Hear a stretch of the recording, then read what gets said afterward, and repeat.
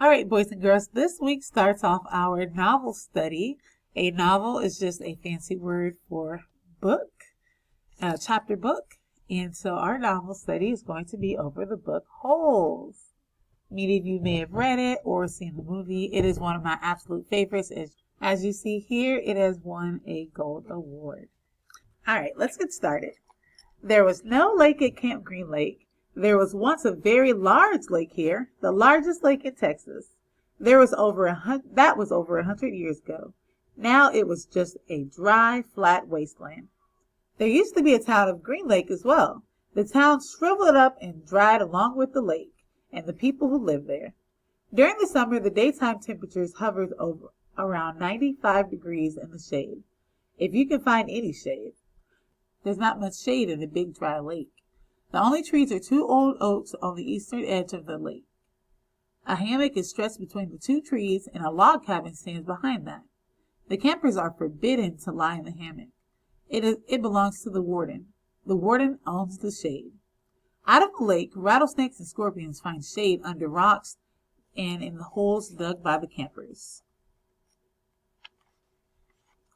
Here's a good rule to remember about rattlesnakes and scorpions. If you don't bother them, they won't bother you, usually. Being bitten by a scorpion or even a rattlesnake is not the worst thing that can happen to you. You won't die, usually.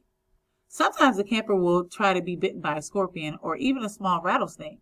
Then he will get to spend a day or 2 recovering in his tent, instead of having to dig a hole out on the lake. But you don't want to be bitten by a yellow-spotted lizard. That's the worst thing that can happen to you. You will die a slow and painful death. Always. If you get bitten by a yellow-spotted lizard, you might as well go into the shade of the oak tree and lie in the hammock. There's nothing anybody can do to you anymore. The reader is probably asking, why would anyone go to Camp Green Lake? Most campers weren't given a choice. Camp Green Lake is a camp for bad boys. If you take a bad boy and you make him dig a hole every day in the hot sun, it will turn him into a good boy. That was what some people thought. Stanley Yelnats was given a choice. The judge said, you may go to jail or you can go to Camp Green Lake. Stanley was from a poor family. He had never been to camp before.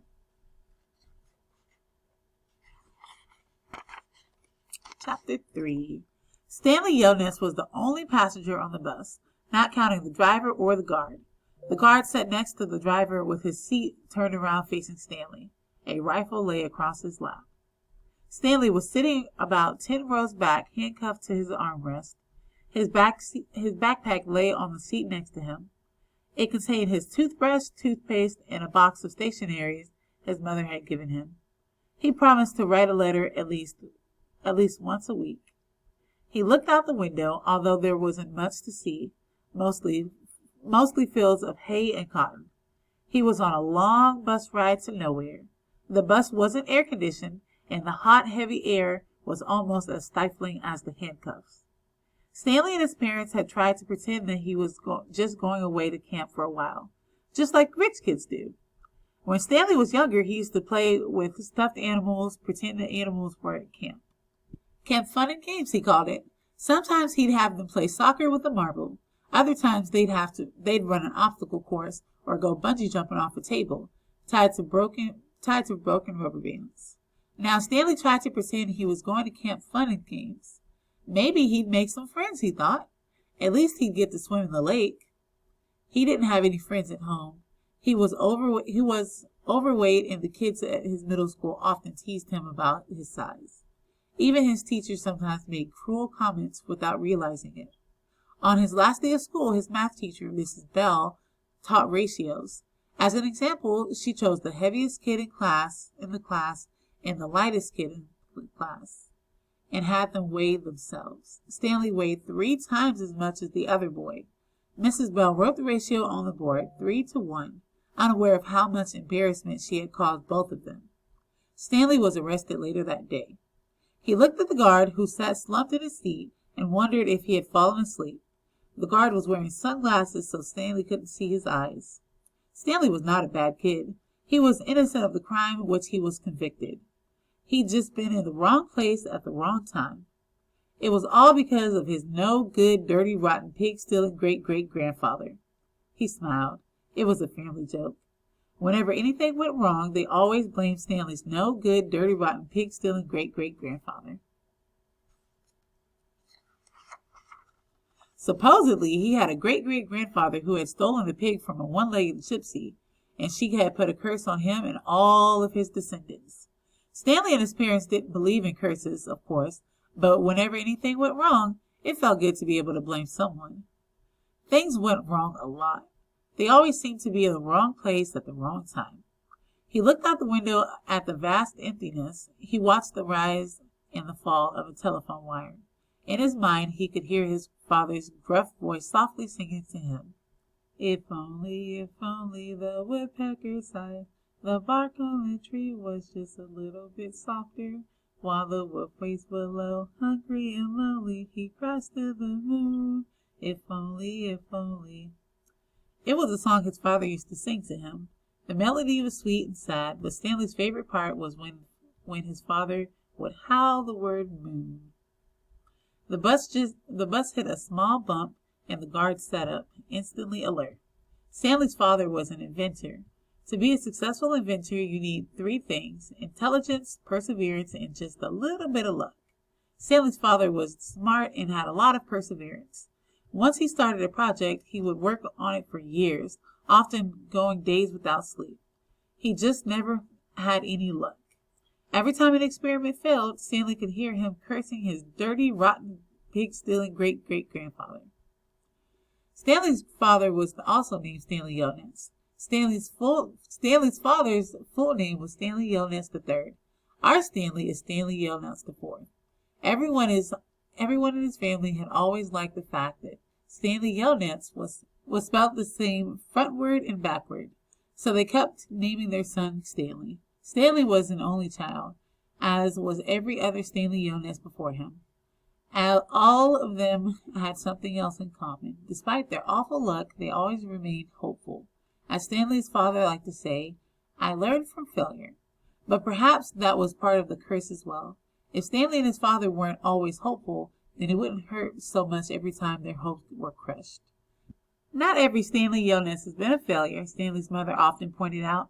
Whenever Stanley or his father became so discouraged that they actually started to believe in the curse. The first Stanley Yelnats, Stanley's great-grandfather, had made a fortune in the stock market. He couldn't have been too unlucky. At such times she neglected to mention the bad luck that befell the first Stanley Yelnats. He lost his entire fortune when he was moving from New York to California. His stagecoach was robbed by the outlaw Kissin' Kate Barlow. If it wasn't for that, Stanley's family would now be living in a mansion on the beach in California. Instead, they were crammed in a tiny apartment that smelled of burning rubber and foot odor. If only. The apartment smelled the way it did because Stanley's father was trying to invent a way to recycle old sneakers. The first person who finds a use for old sneakers, he said, will be a very rich man. It was this latest project that led to Stanley's arrest. The bus ride became increasingly bumpy because the road was no longer paved. Actually, Stanley had been impressed when he first found out that his great-grandfather was robbed by Kissin' Kate Barlow. True that he would have preferred living on the beach in California, but it was still kind of cool to have someone in your family robbed by a famous outlaw. Kate Barlow didn't actually kiss Stanley's great-grandfather. That would have been really cool, but she only kissed the men she killed. Instead, she robbed him and left him stranded in the middle of the desert. He was lucky to have survived, Stanley's mother was quick to point out. The bus was slowing down. The guard grunted as he stretched his arms. Welcome to Camp Green Lake, said the driver. Stanley looked out the dirty window. He couldn't see a lake, and hardly anything was green. Chapter 4. Stanley felt somewhat dazed as the guard unlocked his handcuffs and let him off the bus. He'd been on the bus for over 8 hours.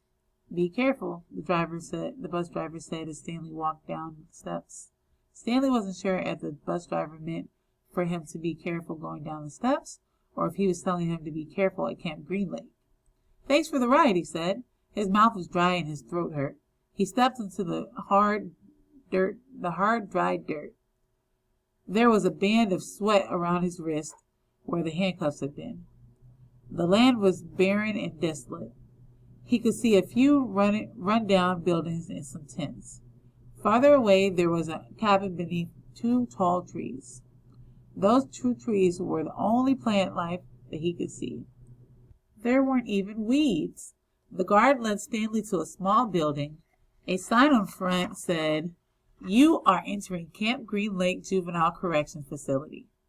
Next to it was another sign which declared that it was a violation of the Texas Penal Code to bring guns, explosives, weapons, drugs, or alcohol onto the premises. As Stanley read the sign, he couldn't help but think, well, duh.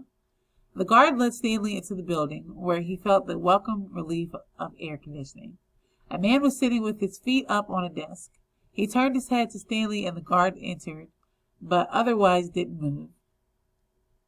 Even though he was inside, he wore sunglasses and a cowboy hat. He also held a can of soda, and the sight of it made Stanley even more aware of his own thirst. He waited while the bus guard gave the man some papers to sign. "There's some sunflower seeds," the bus guard said. Stanley noticed a burlap sack filled with sunflower seeds on the floor next to the desk. "I quit smoking last month," said the man in the cowboy hat. He had a tattoo of a rattlesnake on his arm, and as he signed his name, the rattlesnake seemed to wiggle. "I used to smoke a pack a day. Now I eat a sack of these every week." The guard laughed. There must have been a small refrigerator behind his desk, because the man in the cowboy hat produced 2 more cans of soda. For a second, Stanley hoped that one might be for him, but the man gave one to the guard and said the other was for the driver. 9 hours here, and now 9 hours back, the guard grumbled. What a day. Stanley thought about the long, miserable bus ride and felt a little sorry for the guard and the bus driver. The man in the cowboy hat spit sunflower seed shells into a waste paper basket. Then he walked around the desk to Stanley. "My name is Mr. Sir," he said. "Whenever you speak to me, you must call me by my name. Is that clear?" Stanley hesitated. Yes, Mr. Sir," he said, though he couldn't imagine that was really the man's name. "You're not in the Girl Scout anymore," Mr. Sir said. Stanley had to remove his clothes in front of Mr. Sir, who made sure he wasn't hiding anything. He was then given 2 sets of clothes and a towel. Each set consisted of a long-sleeved orange jumpsuit, an orange t-shirt, and yellow socks. Stanley wasn't sure if the socks had been yellow originally. He was also given white sneakers, an orange cap, and a canteen made of heavy plastic, which unfortunately was empty. The cap had a piece of cloth sewn on the back of it for neck protection. Stanley got dressed. The clothes smelled like soap. Mr. Sir told him he should wear 1 set to work in and 1 set for relaxation. Laundry was done every 3 days. On that day, his work clothes would be washed. Then the other set would become his work clothes, and he would get clean clothes to wear while resting. "You are to dig 1 hole each day, including Saturdays and Sundays. Each hole must be 5 feet deep and 5 feet across in every direction. Your shovel is your measuring stick. Breakfast is served at 4:30. Stanley must have looked surprised because Mr. Sir went on to explain that they started early to avoid the hottest part of the day. "No one is going to babysit you," he added. "The longer it takes you to dig, the longer you will be out in the sun. If you dig up anything interesting, you are to report it to me or any other counselor. When you finish, the rest of the day is yours." Stanley nodded to show he understood. "This isn't a Girl Scout camp," said Mr. Sir. He checked Stanley's backpack and allowed him to keep it. Then he led Stanley outside into the blazing heat. "Take a good look around you," Mr. Sir said. "What do you see?" Stanley looked out across the vast wasteland. The air seemed thick with heat and dirt. "Not much," he said, then hastily added, "Mr. Sir." Mr. Sir laughed. "You see any guard towers?" "No." "How about an electric fence?" "No, Mr. Sir." "There's no fence at all, is there?" No, Mr. Sir.